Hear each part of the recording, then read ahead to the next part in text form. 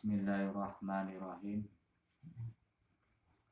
Kecaman terhadap orang yang tidak mau membaca sholat.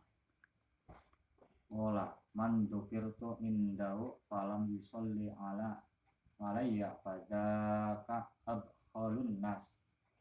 Rawahul Ibnu Abi Hatim an Abi Darul Khofari yang bersabda, barang siapa yang mendengar aku disebut di dekatnya dan tidak membaca sholawat kepadaku, maka dia itulah sebail-bailnya manusia. Riwayat Ibnu Abi Hatim dari Abu Darin Al-Ghifari. Bismillahirrahmanirrahim. Ola la yaro wajhi salah satu an kusi al-aku liwalidayhi wa tariku sunnati wa man lam yusalli alayya idza tukirtu baina yadayhi, yang artinya tidak akan melihat wajahmu tiga macam orang. Satu, orang yang durhaka kepada kedua orang tuanya. Dua, orang yang meninggalkan atau tidak mengerjakan sunnahku. Dan tiga, orang yang tidak mau membaca sholawat kepadaku ketika mendengar aku disebut di dekatnya. Hadis marfu dari Aisyah radhiyallahu anha.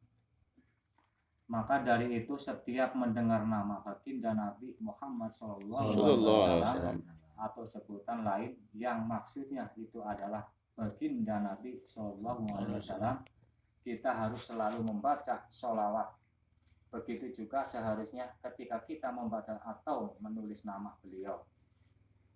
Pada umumnya sholawat yang kita baca pada saat-saat seperti itu adalah sholawat yang pendek atau singkat. Misalnya Allahumma sholli wa sallim alaihi sallallahu alaihi sayyidina Muhammad sallallahu alaihi wasallam.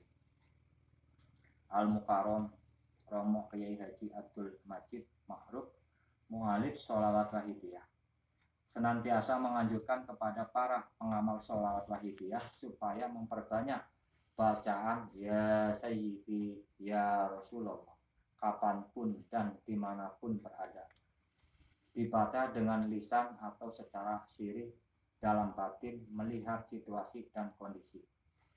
Dengan memperbanyak bacaan ya Sayyidi ya Rasulullah, alhamdulillah semakin bertambah banyak ingat kita kepada Rasulullah SAW, dan dengan demikian semakin bertambah pula ingat kita kepada Allah Subhanahu wa Ta'ala. Ingat kepada utusan, spontan membawa ingat kepada yang mengutus.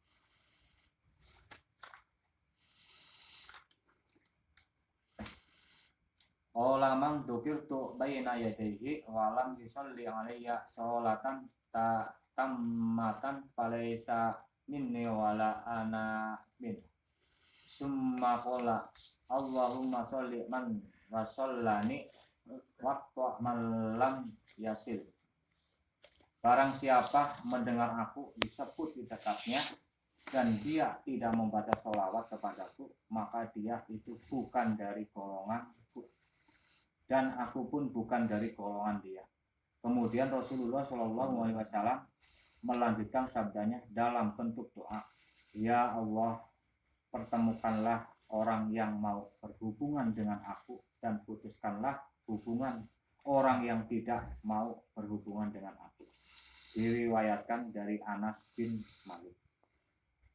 Marilah hadis-hadis di atas kita jadikan sarana untuk mengoreksi pribadi kita masing-masing sampai seberapa dekat hubungan kita dengan Rasulullah SAW. Man sholla alayya fi kitabin lam tazalil malaikatu tastaghfiru nalahu ma tamasni fi dzalikal kitab. Barang siapa bersolawat menulis solawat kepadaku di dalam suatu kitab, maka para malaikat tiada henti-hentinya memohonkan ampunan baginya selama namaku masih berada di dalam kitab tersebut. Riwayat Tabrani dari Abi Hurairah. Jayyanu majalisakum bis sholati alayya fa inna sholatakum alayya nurul lakum yaumal qiyamah. Hiasilah ruanganku, hiasilah ruangan tempat pertemuanku dengan bacaan sholawat kepadaku. Karena sesungguhnya bacaan sholawatmu sekalian kepada itu akan menjadi cahaya baginda di hari kiamat. Demikian sebagian hadis dan masih banyak lagi lainnya yang menerangkan fadilah manfaat dan kebaikan membaca sholawat. Dari hadis-hadis tersebut dapat kita pahami bahwa segala manfaat bacaan sholawat itu kembali kepada dan dirasakan oleh pembacanya, berguna bagi keluarga dan tetangganya, bagi masyarakat, bangsa dan negaranya, bahkan bagi makhluk pada umumnya, manfaat dalam segala urusan agama, dalam kepentingan dunia dan akhirat, manfaat lahiriah dan manfaat batiniah.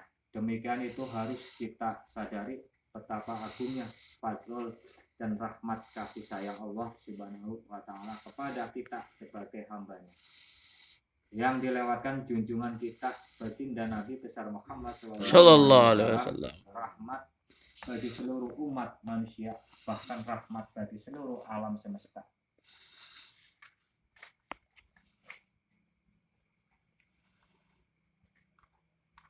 Firman Allah, wa ma arsalnaka illa rahmatan lil alamin. Dan tiada aku mengutus engkau Muhammad sallallahu alaihi wasallam melainkan sebagai rahmat kasih sayang bagi seluruh alam. Betapa luhurnya dan agungnya derajat dan kemuliaan Nabi besar Muhammad sallallahu alaihi wasallam, diisi Allah Tri Agung satu-satunya di dunia yang memegang hak wewenang memberi syafaat pertolongan baik di dunia lebih-lebih di akhirat kelak. Pemimpin dunia yang menyelamatkan manusia dari kesengsaraan dan kehancuran, yang mengangkat kita dari jurang kehinaan, yang membawa dan menuntun kita melainkan jalan keselamatan menuju kota kebahagiaannya, yang melindungi kita dari pengaruh angkara murka, perselisihan dan permusuhan. Beliau telah mengorbankan kehidupan pribadi dan keluarganya serta sahabat-sahabatnya demi untuk keselamatan dan kebahagiaan umat. Kebahagiaan lahir batin, material dan spiritual di dunia dan di akhirat.